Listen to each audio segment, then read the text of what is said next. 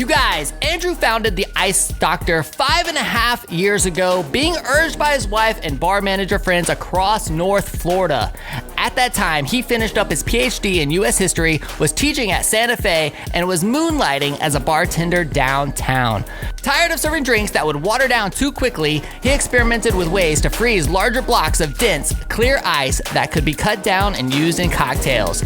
After some R&D, he launched the company that now delivers ice to more than 90 cocktail bars, restaurants, and resorts in Orlando, Tampa, St. Pete, Jacksonville, St. Augustine, and of course, right here in Gainesville, Florida.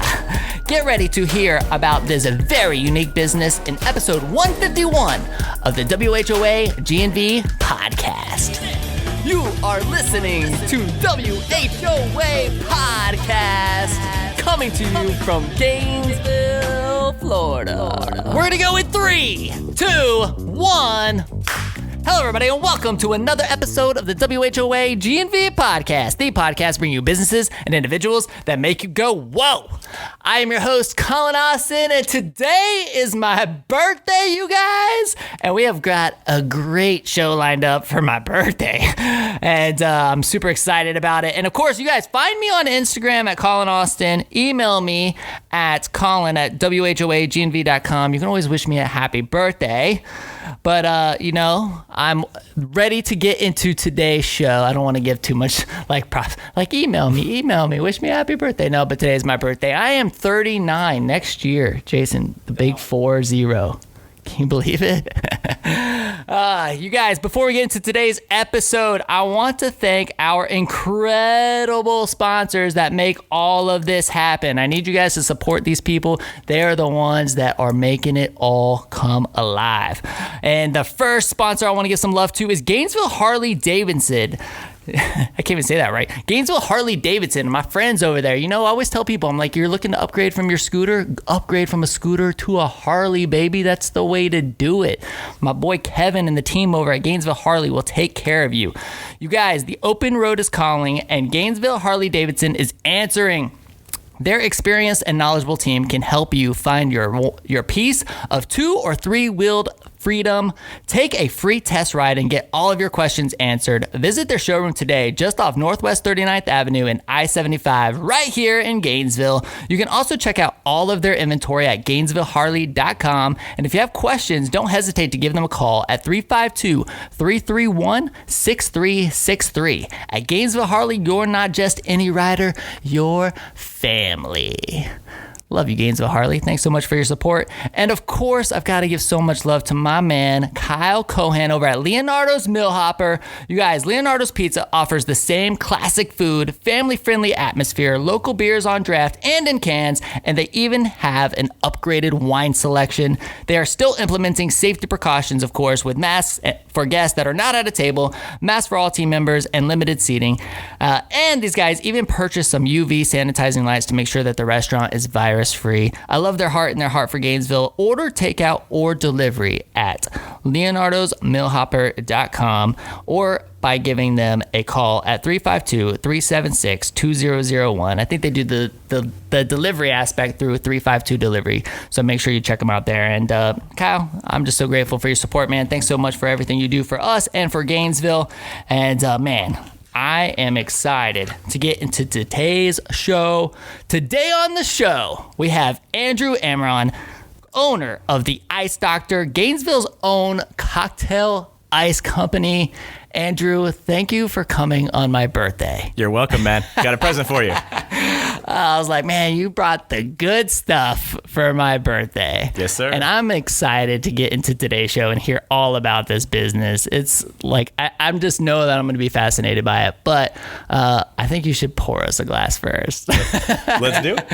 So what did you bring? What did you bring for us today? So I brought you a bottle of the Old Pepper Distillery's, it's a single barrel rye. And this is a special bottle. It's not for sale yet to the public. Okay. So we got a little something extra for you. So you just got the connections or what? I got the connections. Yeah. So this is actually a store pick from Jig's Liquors. And what they do is a rep from the distillery will actually come down with samples from individual barrels and Jigs will actually pick that one specific barrel that he likes out of all those samples, and that entire barrel is coming to his store. Wow. So it's like the pinnacle of single barrel stuff. And so we've got this for you. It's actually getting released to the public on the 23rd. Okay. So we're going to get to try it a little bit early. All right. And if you want, we're actually having a launch party at the shop that we can talk about a little bit. Okay. Yeah. Let's get this whiskey going. All right. So we got special ice. We got special ice. That's what we do. So you are the Gainesville Ice Doctor, and I'm so excited to dive into this. But you have special ice. So like these are cubes that you make. Yep. So these are cubes that we make in house. These actually all started out as 300-pound blocks. Wow. And we cut them down. And I'm gonna let me get a little Instagram action while you do this. For all of you guys that listen to the audio version of the show, you definitely got to go check out the video version sometimes, because man, we're showing the good stuff on YouTube. And let me get a little bit here. Hold on, I'm gonna have you pour it on while I Instagram it. Ready, right. Set, let's roll. Yeah, look at that. Good stuff. There we go. Let me tag you while I do this. At Gainesville. Well, what's your Instagram handle? The Gainesville Ice Doctor. The Gainesville. All right. That's why it's not popping up. Cool, man. Sorry for all the dead space. We'll have to clean some of that up, maybe. Oh, yeah. Can we chop some of the dead space out of the show? So cool, man. Here we go. Thank you so much. I appreciate it, man. Cheers. Cheers. Oh, that is good. It drinks hot. It's coming in at 55% alcohol, so it's 110 proof. Woo! So it's a big boy, but it drinks nice, and that ice is going to melt real slow in there, so it's not going to water it down too fast. It'll cool it off a little bit, and you'll be ready to go. Awesome, man. So, I mean, let's dive into your story. I want to hear why you're the Gainesville Ice Doctor. Where did this come from, and why did you become, or are you passionate about ice? Making ice, man. We're freezing water. We're doing a great job at it. It's a pretty long story. Take us back to the beginning, man. So I moved up to Gainesville in 2000. Okay, so did I. There we go. I know. I saw that in one of the other episodes. Yeah. Been here pretty much since then. A couple years in Alabama for grad school. But I wanted to go to med school. So did you move here for school? Moved here for school right out of high school. And then, where were you from? Fort Lauderdale. Okay. Yeah, grew up down there. Pre-med magnet program. Wanted to go to med school, microbiome undergrad.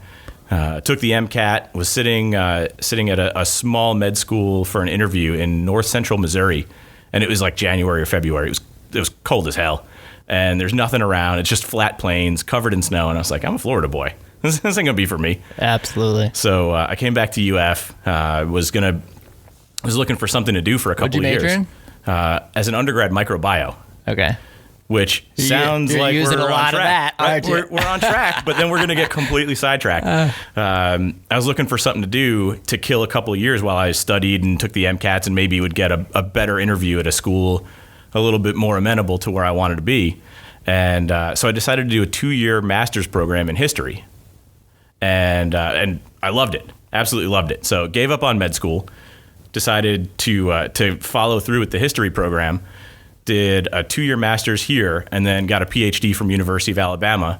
And my wife, at the time we were dating, and she was like, I'm not moving to Alabama with you unless you put a ring on this thing. So I did, and she followed me to Bama for a couple of years. And as soon as we were done with coursework, we left Birmingham and moved back. And I wrote my dissertation from here, and we've been here since. So a little bit of a hiatus in Alabama, but we've been in Gainesville forever. So you finished your master's here, PhD in Alabama. Okay. Came back, and I was teaching at Santa Fe College. So what year was that when you came back? Came back in 2010. Okay. Was there a reason why you wanted to come back to this area? We loved Gainesville. I mean, I'd been here since 2000, and she'd felt been like here. Home, right? It was home. That's what I always tell everybody. Yeah. I'm like, I came here in 2000. I was here for 4 years, and at that point, I'm like, dude, it feels like home. I don't know what to tell you. Yeah, like so many of our friends stayed here or left like we did and came back. So everyone that we had grown up with here they were all still here. Everyone was putting roots down and having kids, and we just decided this is a great place to be. And so we stayed. I was teaching at Santa Fe, and as an adjunct, the pay isn't great, but you got to start somewhere. What were you teaching? U.S. history, first half, second half.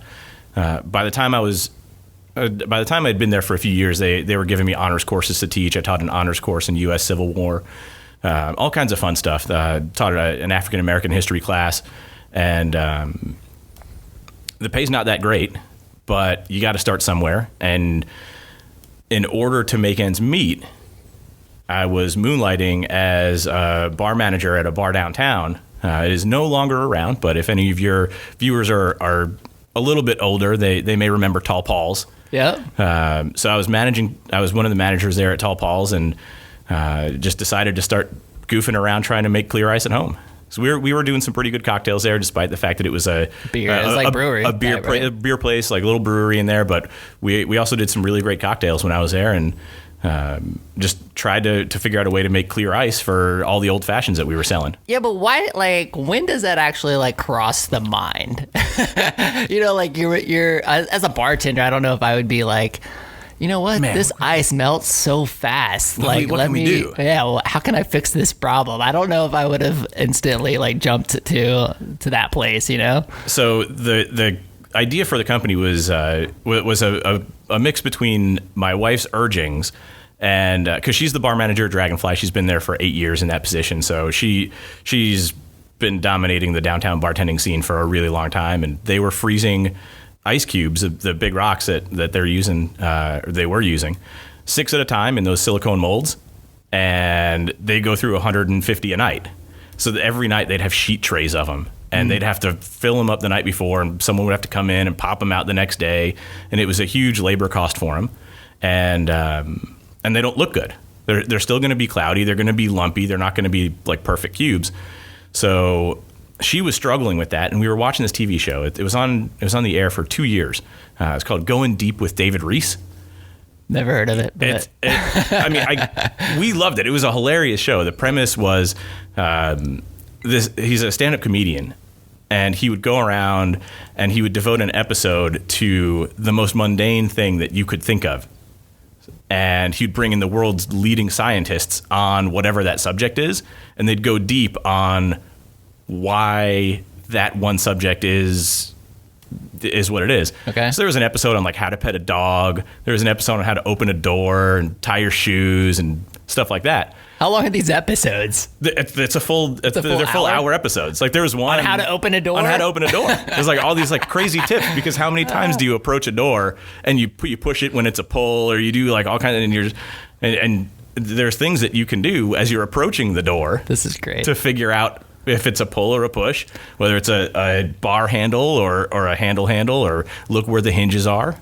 Okay. So he did an episode on how to make clear ice. I could not have told you that was where you were going. Yeah, totally weird. And the guy's hilarious. He's got a really dry sense of humor, so he's cutting up these scientists without them even knowing. Okay. I think it was actually one of the scientists was at UF. It was something, I forgot what episode it was, but it was the scientist who studied flies and how they eat donuts, and like they eat it and then regurgitate. It was like really gross. It was pretty gross. But so this episode kind of got you like this one fascinated by ice? Was like how to make clear ice. So I was like, oh man, I got to try that. So I tried it and it kind of worked. And I was like, but this didn't really work. So I just messed around with a couple of other things and figured out how to actually accomplish it. And it's something that anyone can do at home if you guys want to try it at home. What makes ice cloudy, actually, let's back up. The reason why you don't want cloudy ice is because all of the cloudy stuff they're little air bubbles, and they trap aromas and flavors from the freezer that you're freezing the ice in. And they, as those air bubbles that are inside the ice are exposed, it creates more surface area, and that surface area will cause the ice to melt faster. It'll water your drink down faster. Interesting. So if you have a perfectly clear, dense piece of ice, it'll melt in a really controlled way. So if you have a really great whiskey, or if you have a cocktail that you don't want to water down, you need a solid piece of ice like this. Yeah. So what's the secret? How do you get it clear? So the secret, if you're going to try it at home, is to take a hard plastic cooler, take the lid completely off of it, and fill it with water. It doesn't have to be boiling water. It doesn't have to be purified water. Filtered water from a Brita pitcher is fine. It'll remove any flavors from the actual water itself. Because the cooler is insulated on the sides and on the bottom, this block of ice will only freeze from the top, from that open exposed surface. So all of the air bubbles will get pushed further and further down in the cooler, and you'll have a layer at the bottom that's cloudy, and then 85% of it will be crystal clear. The ice that you make at home that's bubbly and cloudy in the middle, it's because the ice freezes on all the sides at once, and it makes like a hard shell, like magic shell. Okay. And all of the little air bubbles that are in that water get trapped and get pushed into the middle. So you're pretty much just telling the air bubbles where to go as it's freezing. So if you guys want to try it at home, it's messy once you're actually done.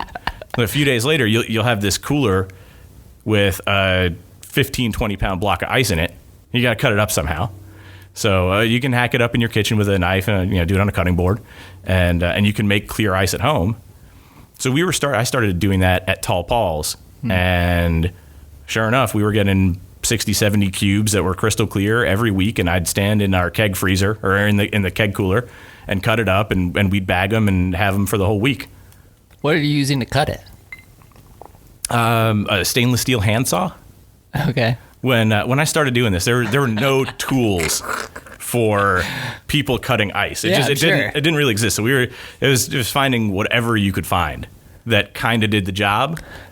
It just seems like a lot of work for an ice cube. It's a lot of work when you're doing it by hand. Okay. So we were doing it by hand. I just go to my fridge, man. I'm just like, hit the ice maker. Have you seen the new fridge that makes clear ice? It makes clear ice. No, I've seen one that makes like the whiskey balls or whatever. And I'm like, I was at it was a friend of a friend's house, but like I was at his house and he like literally had this fridge. I'm like, you bought this fridge because it makes these round whiskey balls, right? Like that's the only reason he bought it. And he's like, it. It's like an $8,000 fridge. That's crazy. Just to do that. You could just buy them from me, and you'd I don't remember it being that clear though. So I don't know if that was like he got the cheap version. Maybe he needs to upgrade to the $10,000 version. He's got to step it up, or call me, right? Reach out to me, man. So that's can anybody like get ice from you? Yeah, we've got someone at the shop. So if I just want like a whole bunch of square cubes like this, I can just get them. Give me a call. That's cool. Okay. So let's like dive further into like when did this go from being a bartender at Tall Paul's to making ice, cutting ice in the freezer with a handsaw to you know what? Let's do this. I'm gonna sell this I'm gonna make this a company and sell this to. I don't even know who your customer is. I'm excited to dive into it. So So tell me what was that transition? When was it? The transition was this was all the credit for this goes to my wife, Kristen. She was like, I am tired of popping these stupid cubes out of our molds and they look like crap. And you at your beer bar across the street from Dragonfly have beautiful ice. So if you could find a way to do this commercially... This is so great because Hero's on the next episode. I know. I was so pumped when I saw that. I texted him and I was like, hey, I heard you're going to be on the podcast. And he's like, how'd you know? Yeah, preview for everybody who's listening to this episode. Hero from Dragonfly will be on episode 152. So it's kind of perfect timing. Mm-hmm. So Kristen works at Dragonfly, you said, for the last 8 years? Yeah, she's been in charge of their bar program. She helped launch the bar program at the one in Miami when they opened a few years ago. And so she was sick and tired of making her own ice. And she's like, if you find a way to do this commercially, we'll buy it. We've been active in the bar community for a while. We're both members of the Jacksonville chapter of the USBG, the United States Bartenders Guild. Okay. There's chapters all over the country. There's a few in Florida. There's one in Jax, one in Tampa, Orlando, Miami. So all of our friends are all bar owners and bar managers. So once they caught wind of what I was doing, they were like, hey, man, you need to send some of that over here, too. Is it cost effective for them compared to like just, normal ice? I mean, or is it like because it's part of the presentation, it's part of the art, they absolutely want it? It's a little of both. Okay. If you go to a bar now and you're used to drinking whiskey or old-fashioned cocktails and you're used to a certain presentation where it comes on a big rock and you go to a place and it comes on 8 or 9 pieces of junky, already melting hotel ice, you're going to have to suck that thing down quick. Yeah, I completely agree with that. So it's now starting to become almost a standard feature. If your bar doesn't have some form, even if you're freezing them on your own, it's still better than a handful of like regular ice. So if you're a bar and you're not paying attention to ice at all, you're missing a huge opportunity. I mean, it's like serving drinks in dirty glasses or not training your staff. It's one ingredient in whatever you're serving, whether it's a cocktail or a really great whiskey, and that drink is only going to be as good as its weakest ingredient. So you can serve someone a Mac 25, a Macallan 25 on 4 pieces of junky ice, and you're not doing the whiskey a service. Impressive, yeah. Isn't that crazy? So clear ice. So, okay, you might have already said it, but what year did you start the business? Started the business. We just hit we're a little over 5 years old now. So, okay. 2016 we started. And so what were your first steps? I mean, when you left the bar scene and just jumped headfirst into this, or what? I stopped teaching. Okay. Because I had 3 jobs. I was teacher, college professor, bar manager, and starting my own business. Okay. So stopped teaching, put that on the way back burner. And once the business got off the ground enough where I could pay myself, that was going to be the end of me working at the bar, and I would just run my business. So we started with a 1,000 square foot shop up on the north end of town in the Quality Plumbing Industrial Park. Okay.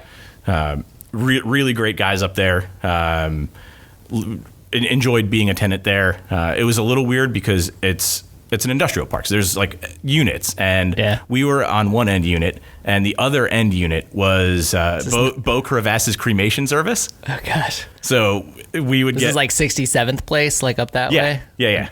Okay. That's where our first scooter dealership was. Okay. 1901 Northwest 67th place.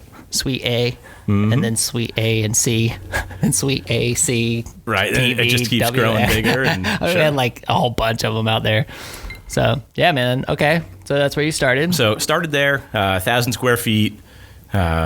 We were doing everything we were doing out at room temperature.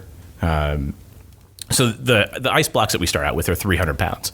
And it's ice that ice sculptors have been using for 60 years. Same machine. And maybe 20, 25 years ago, someone in the bar industry realized that ice, that clear ice, is perfect for cocktails also, and just started cutting it up. So you had to buy like a machine that makes these giant, huge blocks of ice. Okay, and how big is this machine? Did you have more than one of them in this 1,000 square foot space? We started with one. Okay. It makes 2 300-pound blocks every 4 days. And as we got busier, because I mean, it's not a lot of, I guess coming from where I'm at now, it's not a lot of ice. I know. I'm like thinking about this. Like, I'm like, man, like one machine, in a 1,000 square foot building, the product melts. Like, right. Like what are all the logistics involved with like getting this ice cut and delivered? we were flying by the seat of our pants, man. We had no idea what we were doing at first. Okay. But whatever. Did you even know how did you know what machine to buy? Are you like contacting other ice doctors across the country, or like, what are you doing? I'm just like, how do you launch this? That's what I want to know. When I got started, there was only one other place in Florida doing it. Really? And they're based out of Miami, and they've actually been like super helpful. But there's a restaurant in St. Augustine called the Ice Plant. Okay. Fantastic restaurant, really awesome cocktail program. They have all of the equipment that we have. They just don't sell any of the ice to the public. And they'd been open for a couple years, and I knew of them, and I knew that they had clear ice. And I was like, all right, if I'm doing this on a bigger scale, how are you guys doing it? And I was good friends with the guy running the bar, Zach Lynch. He's now working his way up the ladder with Diageo, spirits company. Okay. He was their bar manager at the time, and he was like, yeah, come on out. Come check it out. We'll pull a block and I'll let you chainsaw it up, and we'll go from there. And I still have all my fingers, so it was a successful trip, learning the equipment and how to kind of do everything. And it's a chainsaw that we don't have any lubricant in it. We run it completely dry because the temperature from the ice and the snow as it's cutting it is enough to keep it lubricated and not overheating, and we're not introducing any kind of foreign chemicals or substances or anything like that to the ice. Right. So we chainsaw it, and then from there you just cut it up into smaller and smaller pieces until you get down to a glass. You make it sound so easy. I feel like it's not that easy at all. It's like deceptively easy. Like whenever we have a new employee come in, they're like, "Oh, that's it. You just take a big piece of ice and make it smaller." Would you let me go over there and chainsaw some ice? Absolutely, man. Yeah. Dude, we should like go film it. Like me chainsawing some ice. That'd be great. Yeah, Hero did it. Yeah, he did it. Yeah. All right, cool. We've got a video of it somewhere. It was hilarious. So, I mean, you start with this one machine. Like, how many people could that serve, and how frequently? Because you said it took how long for that to freeze? It takes 4 days to freeze. And did you just have a massive freezer there too, and you're just like putting it in a freezer? We didn't even have a walk-in freezer. Like we were just setting it on a big table and cutting it up. And then what? And then we had like a chest. Yeah, let's go, guys. Let's go. Get it to the restaurant. Delivery. No, we had a chest freezer that had racks on it, because if you're cutting it at room temperature, every single cube is wet. And if you put it in a bag wet with a bunch of other cubes and then put it in a freezer until you deliver it, they're all going to freeze together again. Okay. So we had to troubleshoot this real quick right off the bat. So we just had rack space in this freezer where every cube would get individually placed on a rack until it was no longer wet. It was like kind of dried on the outside. And then you could pull it off and bag them real quick.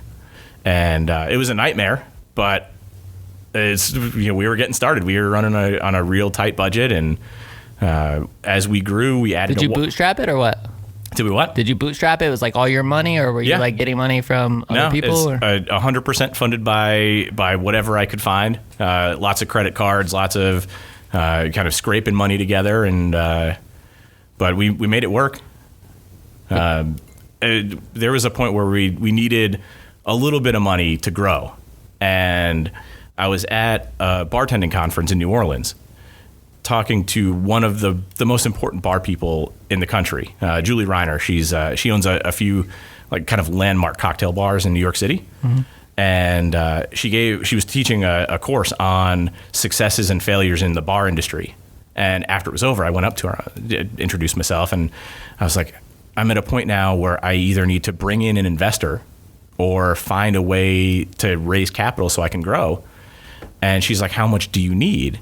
And I was like, 25 grand. And she's like, don't sell a part of your company for 25 grand. Yeah. Go sell blood. Find a way to come up with the money yourself so you can keep the whole company. And we did, and it was money to buy our first delivery van. It's great advice too. And it was such a huge thing, because now the company is still 100% in my hands, and we're growing. And so were you doing the deliveries yourself? You're like cutting his ice, taking it. I mean, did you have any team members, or was it just you? I had one guy at first. He was splitting time between my shop and bartending with Kristen at Dragonfly. Yeah. Real fertile grounds to pick bar staff that work with your wife. Yeah.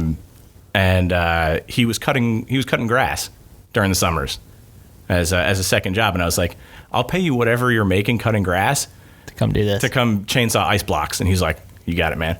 Probably a little bit cooler. Yeah, a little bit cooler. Not as hot. So he's been with me pretty much since day one.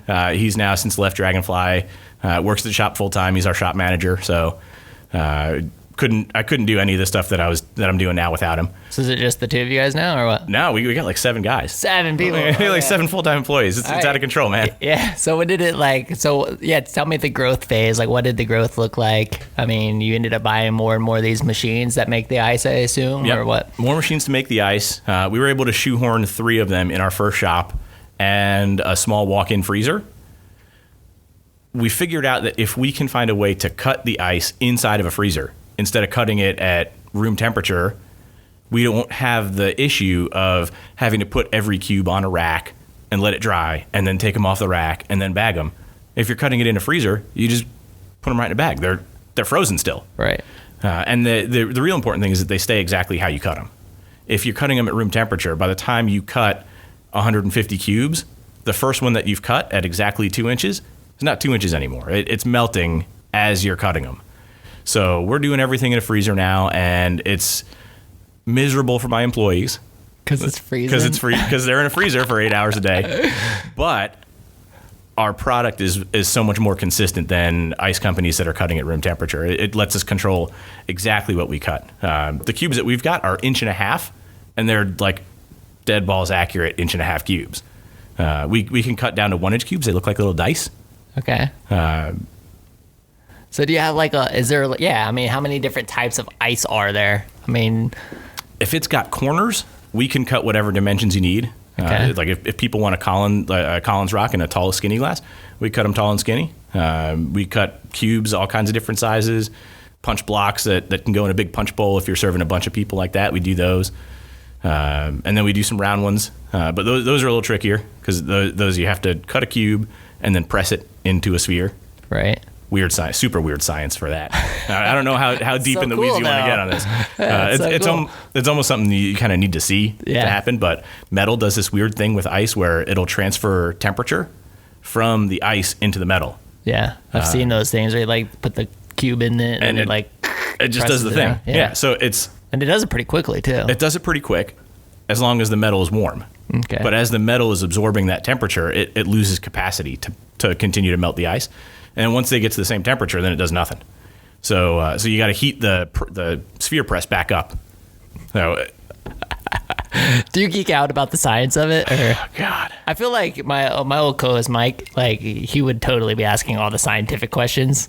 Like that was his thing. I'm the business guy. I like all the business stuff, like the growth and the strategy and like what's next. Like that's where I'm going with this is like, all right, like what's next? Like where are you at now?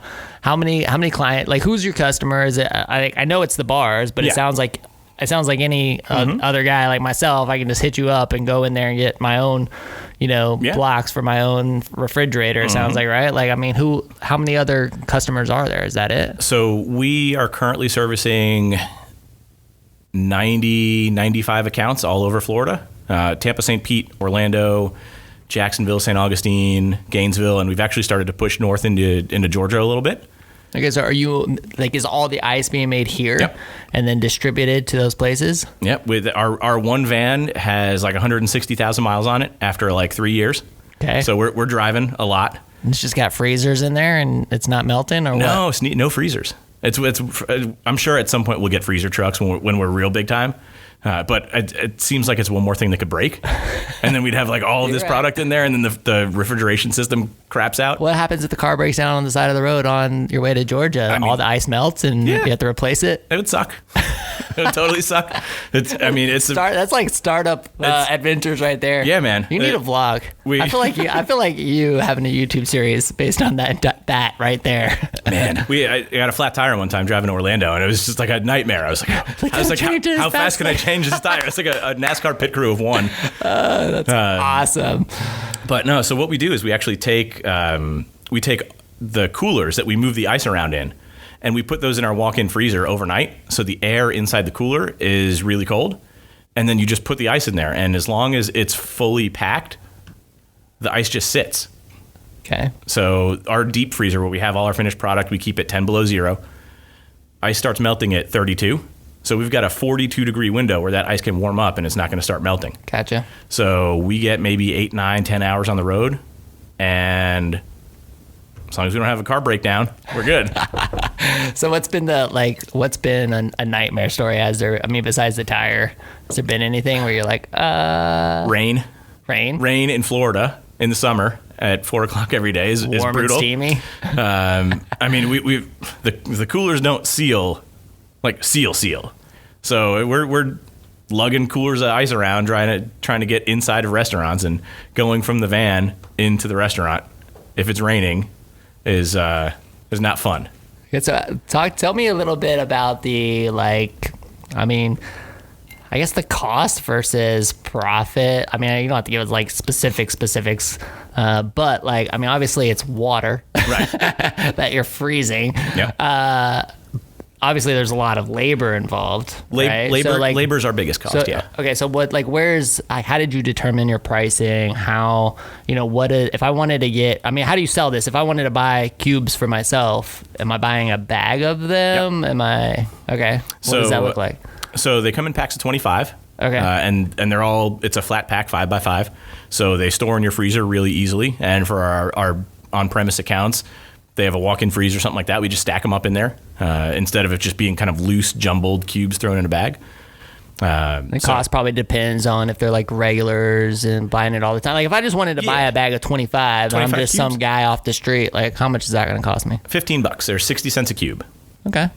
So not the kind of decision to price them there is really to allow our bar accounts wiggle room to adjust that into the cost of their cocktails. Sure. Where they can still make a profit on them. So if we're charging them 60 cents a piece, they can bump the price of the old fashioned that they were selling. If it was a $10 old fashioned, make it an $11 old fashioned on your menu. And they're now profiting 40 cents every time they use one of our cubes. Yeah. And they're getting a better product they can make on their own. And if they were making them on their own, they're going to save on labor. And the drinks taste better. And the guest gets a better experience. So honestly, like nobody's ever going to blink at it, right? I mean, from like when I go to a bar, like that's what I'm going for to begin with, because if I could made it at home, it'd be a hell of a lot cheaper. Right. So if I'm going to the bar, I'm going for the experience and the, talking with the bartender and on a date night, that kind of thing. Mm-hmm. So no, it makes a lot of sense. Yeah. And I mean, it's like we started at 40 cents per cube when we initially opened, and the accounts that got on board when we first opened are still paying 40 cents a cube. They're kind of locked in at that price level, and there aren't too many of them, so it's good. We're at 60 cents now, and whenever I fire off an invoice at 40 cents a cube, I'm like, man, that could be so much more money. But it's a huge labor cost on our end. Having 7 full-time guys that are working 40 hours a week, and we're starting to... So 7 full-time guys. 7 full-time guys. We're starting to dip our toes into some benefits for them and things like that. It's things that I never would have thought were a thing. Yeah. And now it's a thing. Does that just blow your mind? Yeah. As like, you started this thing, this little idea, the push from the wife, like, honey, go do this. And now you're like, babe, we got 7 full-time people we got to take care of. Yeah.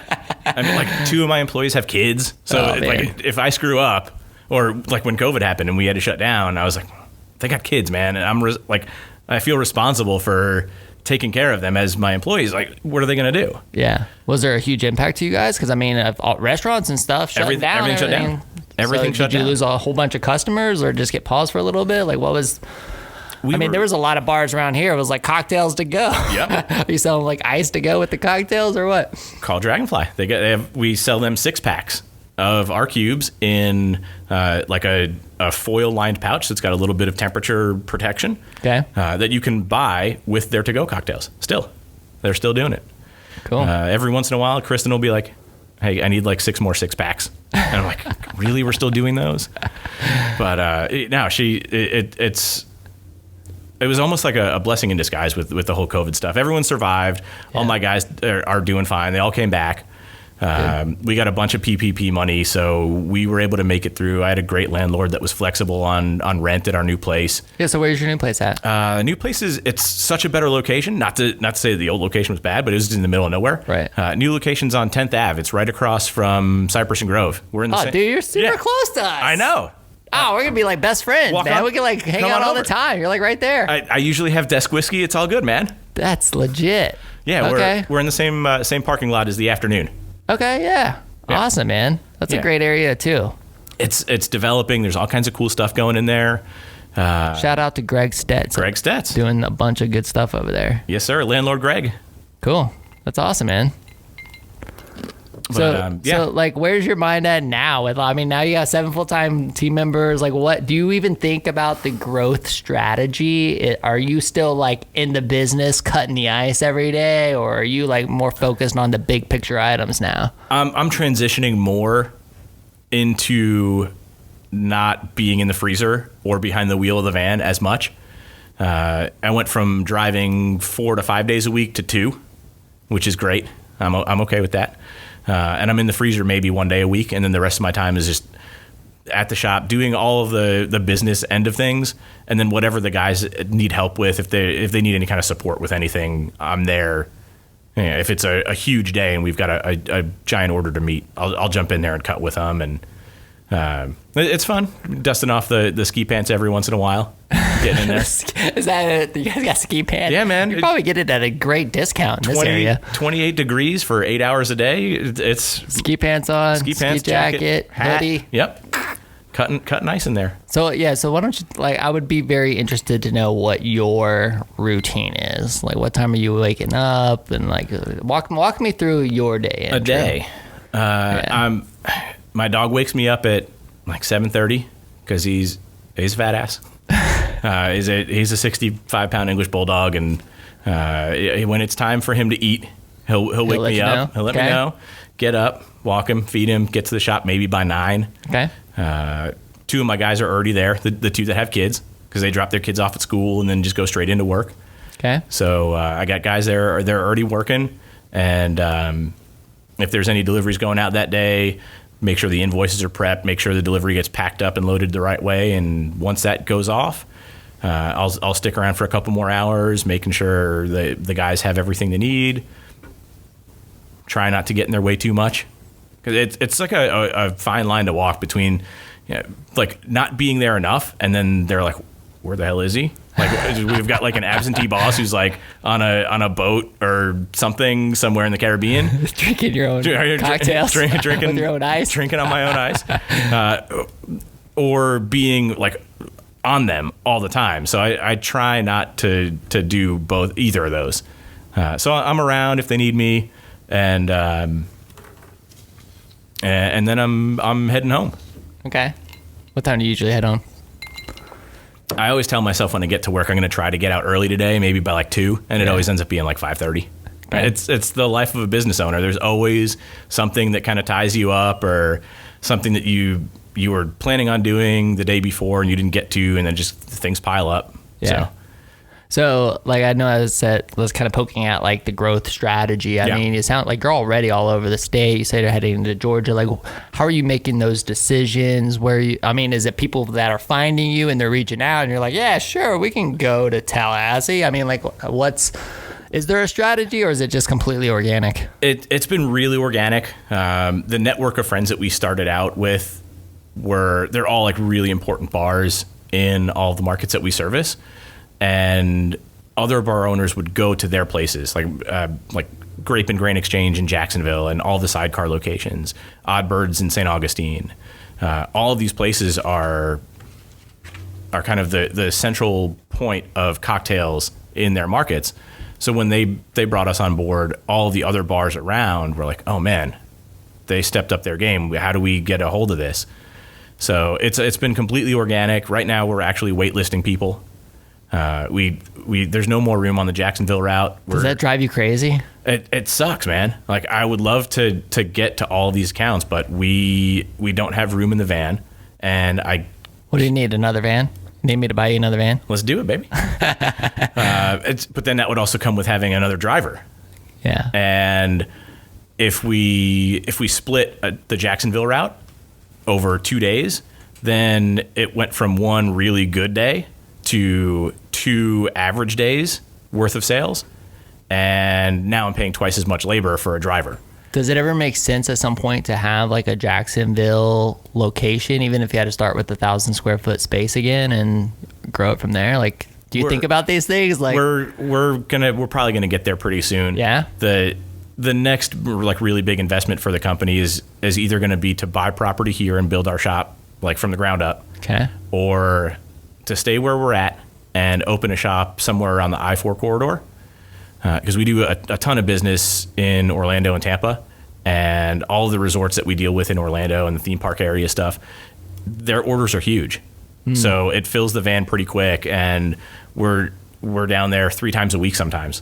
So if we put a shop down there that can just run up and down I-4, and then the shop here can take care of Gainesville, Jack, St. Augustine, Georgia, Tallahassee, then it'd probably make life a little bit easier for us. Yeah, man, my brain starts to go on fire, just like thinking like all this. I hear like those resorts and stuff, and I'm like, oh man, like being able to like cash in more on that, and being able to just, I don't know, dive deeper, set up location. As an entrepreneur, my brain starts lighting on fire, because I can completely empathize with and think about like not having enough help, not enough resources, not enough to be able to like go and be able to take care of all those clients. It's gotta be. It's hard, and I mean, there's some accounts that are like they're sister bars of accounts that we're currently serving, and they're like, hey, can we also get on board? I'm like, I got an email today from the Grand Bohemian Hotel in Celebrations right near Disney. Yeah. And we're currently servicing their hotel in downtown Orlando. And they're like, hey, man, we would love to get on board. And I was like, I don't know, man. Like, this is going to be pretty tight. Does that ever make you want to increase your price? I mean, supply and demand is higher. Does it make sense to like increase the price a little bit? Or are you just kind of like, We'd probably lose some accounts. Okay. But would you gain? It's a loyalty thing? It's a loyalty thing. It's like coming from the bar industry, knowing what their side of it is going to be. Yeah. Like having like us being aware of what their costs are. If you think about it, like a regular old fashioned at a bar, like if you go to Dragonfly, their well whiskey is Buffalo Trace. The cost per pour of the actual Buffalo Trace is probably cheaper than what they're paying for the ice. Mm-hmm. So if I start bumping the price up on that, then at some point their accounting person is going to ask why you're paying 80 cents for a piece of frozen water. You don't want to get the reputation of being, the fancy ice boy, yeah. Coming through with your fancy eyes. Right. Yeah, man, that's super interesting, because it almost, I don't know, kind of goes against the whole supply and demand aspect of things, and like logically it makes sense, but then you're like, it really doesn't. And I totally get the loyalty side of it. It's like, man, these are the people who bought into us from the beginning. We want to make sure that we take care of them. Yeah, it's gonna be super interesting, man. I'm psyched to see. You gotta come by the shop. I would love to. You gotta come by the shop, man. I would love to. We went from 1,000 square feet to 4. So we're 4,000 square feet. So how many of those machines do you have? We got 8 of them now. 8 machines. But we had to buy 2 of them in the last month. Dang. Just because things have been blowing up. Once the weather started getting nice and people started getting shots in their arms, they're cooped up for over a year. Everybody's getting out now. Everyone's getting out. Everyone's going to party. Restaurants are full. Uh-huh. I mean, I've been to some restaurants where I'm like, what COVID? Yeah. It's at capacity, which feels good. I'm glad things are getting back to normal. Yeah. Yeah, we really started to see things increase October, November. The numbers started getting better. We had all of our guys back at that point. The last 3 or 4 months have been the best months we've ever had as a company. So awesome. It's been huge. And because when everything shut down with COVID, we obviously couldn't sell ice to bars and restaurants anymore. They weren't doing anything. Right. So we started making residential deliveries. Yeah. So to all the out of town markets that we hit, Tampa, St. Pete, Orlando, Jackson, St. Augustine, once a month we'll hit each of those markets, and I've got a roster of like 400 or 500 people in each city that have bought ice from us before. Once a month, they'll buy a couple packs of ice, throw it in the freezer. They got it for if they're having parties or if they just drink whiskey. Are you delivering to their residential place? Right to their door. Dude, that's where, that's where I think things could get pricey. I could have snuck the price up a little bit from what we sell to. Is there a delivery charge? No delivery charge. You're paying the same. You're paying the same prices as I charge all of the bars and restaurants. They're nice round numbers. A pack of cubes is $15. Yeah. A pack of spheres, because it's twice as much labor, is $25 for 25 of them.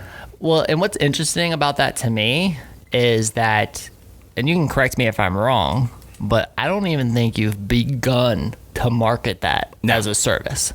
I mean, I came across you simply through Instagram, and I was like, dude, this is interesting stuff right here. Let me hit this guy up. And I was looking at all the Instagram photos. I'm like, man, what an interesting business. I'd never heard of anything like this before. And so that's the thing for all of you guys that are listening. Hey, so many of the guests are the guests that catch my attention. I'm like, man, this is super interesting stuff. Let me invite them on the show. And that's how this happened. But, I'm thinking to myself, man, I would have ice cubes like this in my freezer all the time. And the truth is, I didn't even know you existed. Yeah. Because you're not even actually trying to push that as a service right now. Yeah, but man, wait till the day you are, right? Dang, there's so much growth opportunity here. There really is. It's just a logistics issue and a staffing issue. Having enough space for more employees to be in a freezer cutting more ice.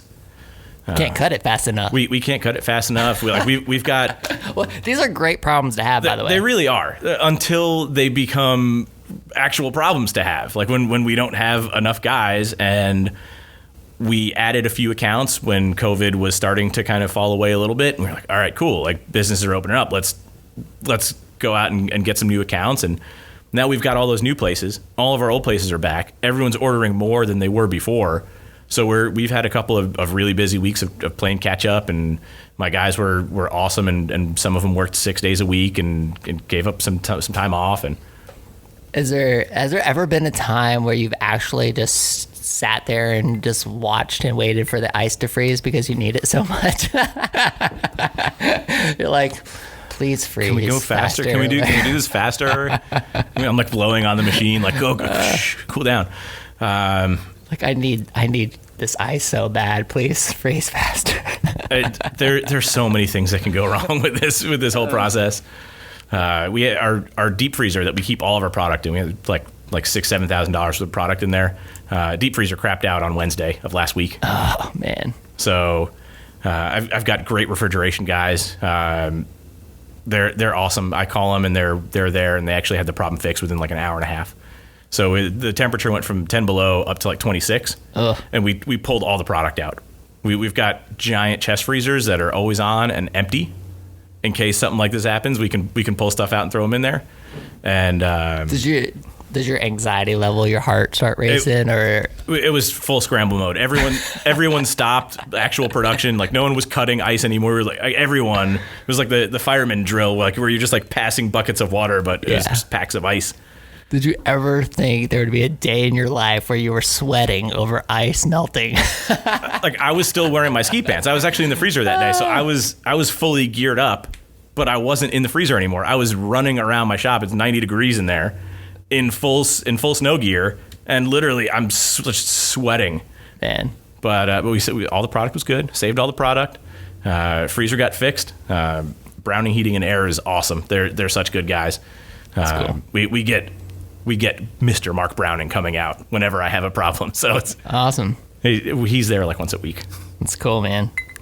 So, I mean, do you always see this being Gainesville-based? Like, do you think there's going to be a time where you're going to have to, like, leave Gainesville? Because, I mean, it seems like, I don't know, it just seems like there's going to be a lot of growth opportunity here for you, and is this going to be home base? It's a sneaky good location, man. It's 2 hours to everywhere. Yeah, that's what I was thinking. If it definitely works for now. We're already getting pretty close to outgrowing the new shop. Dang. There's there's not enough electrical panel for what we need. So I love Greg, but I don't know if I want to start investing in his building.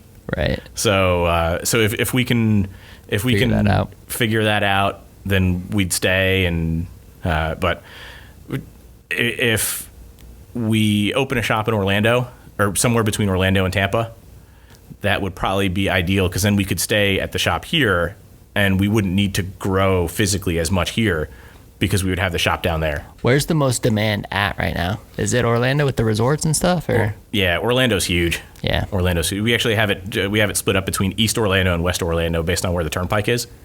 So West Orlando is all the theme park stuff, Sand Lake Road, things like that, and then East Orlando is downtown, Baldwin Park, Winter Park, and then we go up through Sanford and DeLand and then come back. Okay. So, I mean, how are you deciding which? I mean, do you go to Jacksonville one day and you go down that direction one day? It's kind of depends on day, and they expect it at the same time each week. All the out of town deliveries are every 2 weeks. Okay. Except for the theme parks. Every Friday is Disney stuff. So week A, we're in Tampa on Tuesday, East Orlando on Thursday, Disney Friday. And then week B is Jackson, St. Augustine on Tuesday, Amelia Island in southern Georgia on Thursday. Okay. And then Disney again on Friday. And then we just do it all over again. We got dry race boards everywhere. Everywhere. That's what I'm like, how organized are you? I feel like I'm a terrible, I I always tell everybody, I'm like, I need an assistant, somebody who really knows like the organization aspect of everything that I do, because man, I cannot. I geek out on that stuff, man. I like Excel spreadsheets. And that's your thing, huh? That's my thing. Like dry erase boards and Excel spreadsheets everywhere, everywhere, man. Okay, so if that's a strength. Yeah, it helps keep everything kind of organized. Okay. Like we have a small dry erase board with all of our account names for that particular delivery route. All right. And then on the outside of the walk-in freezer, because it's metal, we just stick them on there with magnets, and then we just slide them down. So whichever one's on the end that's the most, like the delivery that's upcoming. And then once that one's gone, we put it on the back of the line and just slide everything over. All right. So what would you say is your weakness as a leader? If those are your strengths, and I'm sure you have other strengths, but what are you not good at? Sometimes I don't communicate as well as I think I am. Man, that's such a hard one to learn. It's just I expect things to be done a certain way, and if my guys are doing things a different way, even if it's good, I'll still go in there and be like, "What are you guys doing? That's not how we're doing it." And they're like, "But it's working." I'm like, "Yeah, no." And they're like, "But it's working." I'm like, "No." Communicating expectations. That's definitely tricky. Yeah. So what's next, man? What's your focus for 2021? We've got 2 new employees, so getting them settled in, probably another month or so of that, and then really figuring out what the next big investment's going to be. I had a meeting with our business bankers a couple weeks ago, and they gave me goals to shoot for before I could actually go in there and start talking about buying land and stuff like that. So okay, if I can time that up right with when my lease ends, and so that'll be the next big project. It sounds crazy to say that I don't want to really grow a whole lot right now, because the numbers are good, everyone's happy, all the guys are getting raises. We got football tickets for the first time ever this year. Okay, so super pumped about that. And so if we can just kind of stay where we're at for a little while and sock some money away in the bank and keep our current customers happy, then we can think about what a larger move would be, instead of scrambling and doing things like real small. Is that even a desire, like a major move, or do you like just letting it go organically?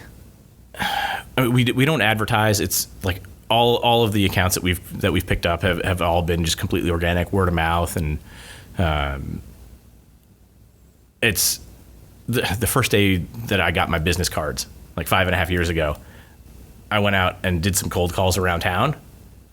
Hated it. Oh my God. Yeah, it's the worst. It was so weird. And I'm good friends with a lot of liquor reps, and they were giving me pointers on how to walk into a place and the whole process. And I was like, I don't know how you guys do this. This is hard stuff. And like the manager who I needed to talk to was never there, or they had no idea why are you trying to sell me ice? Yeah. Like then no one knew. So let it come to you. Yeah. Just keep doing a kick-ass job, and the business will come to you. It sounds like you're on to an amazing thing. It's super interesting. I could keep going. I could dive down so many routes, and I'm going to be fascinated to watch how this develops over the next 5 years. I mean, you're 6 years in already. Yeah, man, it'll be super interesting to see what the next 5 holds for you. Yeah, I'm excited about it. It's been a wild ride so far. I mean, I tell people, hey, we freeze ice. Like that's all we do. Like we're just. What do you do for a living? Freezing water. Freeze water. Freeze water. It's cool. Yeah. That's cool, man. Well, why don't you tell our audience where they can connect with you? Like, if somebody was listening and they wanted to buy their own bar ice, like, how would they do so? You can reach out to us either on Facebook or everything kind of works off of the Gainesville Ice Doctor. So that's our Instagram handle. Facebook, you can find us there as well. If you want to email us, it's the Gainesville-ice-doctor@gmail.com. If you go to the website, my phone number's on there if you need to get a hold of me for anything. Swing by the shop. We're open if anyone wants to come by and check the place out. And that piece of ice lasted the entire episode. The entire episode. Props to you, my friend. Thank you. That's the whole point, goal. man. Right? That's the goal. One thing that I like to ask everybody: if our show could connect you to one person, who would that be? Is there anybody out there in the world that you're like, man, if I could just meet this person? As like a diehard Gator, I've been here forever. We were selling ice to Doak Campbell Stadium in Tallahassee for a couple of seasons.